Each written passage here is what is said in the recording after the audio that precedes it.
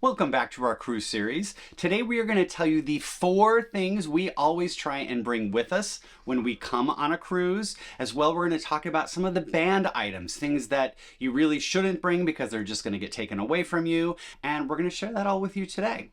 We're going to start out by talking about a few items that you cannot bring on the cruise ships. Now, this could be different on different cruise ships, so really check with your cruise line to see what you're able to bring. First of all, alcohol. This is something that people used to be able to bring a lot more on the ships. Yeah. Wine. I think we used to bring like up to 2 bottles.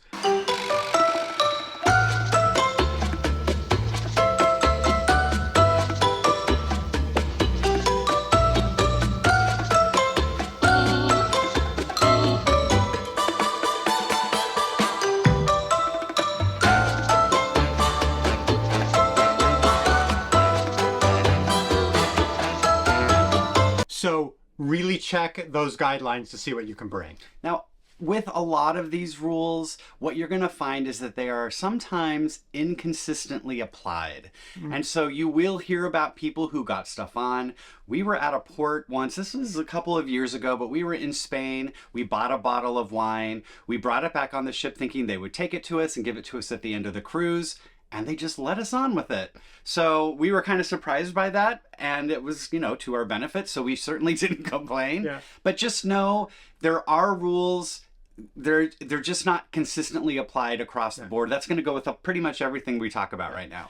Now, there are some people who will try to teach you how to sneak alcohol on board. That is not our thing. Oh, we are rule followers. We are just telling you which items might be prohibited. Another thing that you might want to pay attention to is extension cords or surge protectors. So in a lot of these cabins, there's not a lot of electrical outlets. And with more and more people, we're bringing laptops and cameras and phones that all need to be charged. Sometimes those outlets can be really at a premium. And so it seems really obvious that, oh, I want to bring an extension cord that'll get it closer to the bed. I want to bring, something that has a lot more outlets on it. And different cruise lines have different rules on this. I think it's Royal Caribbean doesn't allow you to bring any of those kinds of things. Some of the other lines like Norwegian will let you bring them as long as there isn't a surge protector on them. With a lot of the wiring that goes on in these ships, we've seen it around the world and other places as well. If you plug in a surge protector, it blows the whole circuit and large sections of the ship could be without electricity. So they don't allow those on. One thing I would really suggest bringing if you're worried about something that has extra outlets is just bring one of those extension cords that have lots of USB outlets on it. So maybe it doesn't have any extra electrical plugins, but if it's got enough USB or USB-C ports that you can plug in your phones and your cameras, that might get past security and let you be able to charge all of your devices. Another thing you cannot bring on the ship, and this is probably not something you'll be bringing from home, but maybe in a port you might eat out at a restaurant. You cannot bring a doggy bag of food onto the ship. You can bring packaged goods if you buy packaged goods in the port, but anything that's perishable you probably cannot bring. Also, another item that's becoming more popular as time goes by are drones.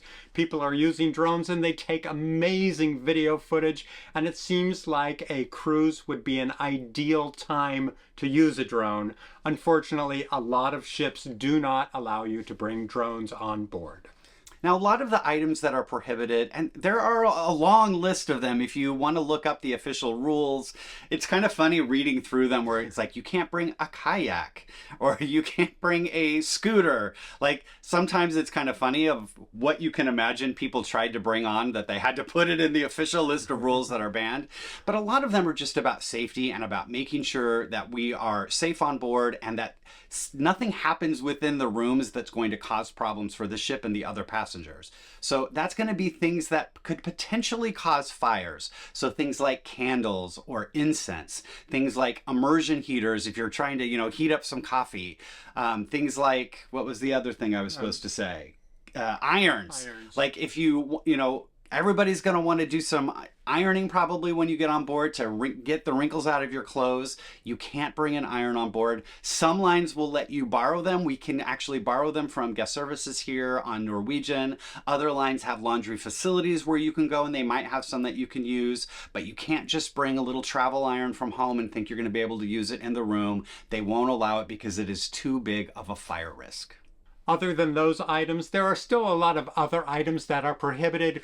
Really pay attention. If you are questioning it, there's a good chance it might not be something you should bring on the ship. So check with your cruise line and see what you can bring. Now let's move on to items that we suggest you do bring that you may not think about. First is the USB ports that Rob talked about earlier. And another thing you might want to think about with the USB ports, it's great to have enough ports so that you can charge things, but often those outlets are not close to your bed or where you might be. So you might want to think about bringing some really long cables. We've got a couple of 10-foot cables that we are using here, like to charge the laptop when I'm sitting on the bed, because the outlet is way on the other side, and those are coming in really handy. So make sure you bring not only all the cables that you need, but think about bringing some long ones that'll just make it more convenient for you.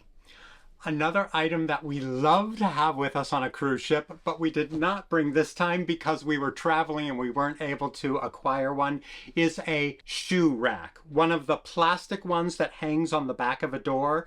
Usually the slots where the shoes go in are clear plastic, and we find these so useful. You hang it on your closet door or any other place you can find in the room, and then you can fill each pocket with notebooks and pencils and sunscreen and sunglasses, toiletries. Yeah, all kinds of things will fit in here that often a cruise room will not have a lot of shelves and drawers. And if they do, you're jamming everything together and it's hard to find things. We really recommend bringing a hanging shoe rack. And let me tell you, we looked for one. We looked in Thailand. We looked in Laos. We thought we were going to get lucky in Doha. We found a home improvement store, and they had a section for organization. And we were sure they were going to have it there. And then they just had like hard, stackable shelves. So we didn't get to bring it this time, and I'm very sad about it. Another thing that kind of can just help you organize things is magnets. So a lot of the room walls in cruise ships are made of metal. And so if you have some strong magnets, you can hang things up on them. Some of the, paperwork that you can just have in one place, that it's not taking up room on a counter, but you can just slap it on the wall. You can leave little notes for each other. You can put them on your doors of your cabin. It's just one of those things that can make things a little bit easier. What's last is decorations. Oh, yes. Yeah. Now, we're thinking about decorations a lot right now because it is a holiday cruise. Christmas and New Year's are going to happen while we are here. And so we did bring stockings. We've put up lights in the past. We've brought things to make the room festive. Even not during the holidays, you can bring things to spice up your room a little bit if you want to. Little garland goes a long way. Yeah. Now, this is a rule that, again, things change. We have heard on this cruise, we were told, I saw it in the list, that they don't allow paper decorations to be hung on the front door anymore. They say it's a fire hazard.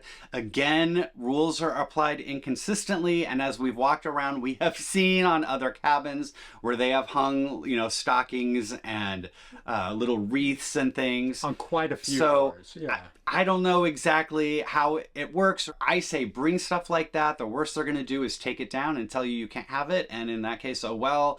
But, it's nice to be able to decorate a little bit and just bring in a little bit of that cheer to your room. Because the ship is beautiful. We've got some beautiful Christmas trees and lots of gingerbread houses. There's a gingerbread Norwegian dawn, which I think is really fun. Cute.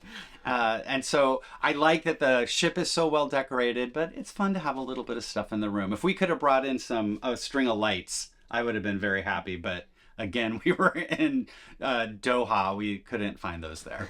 So I hope that gave you some ideas of things you should bring, things you shouldn't bring. We are going to make a video every day on this cruise and give you all of our best tips, tricks, and hacks. I will link to the playlist right over here. Today in the tomorrow.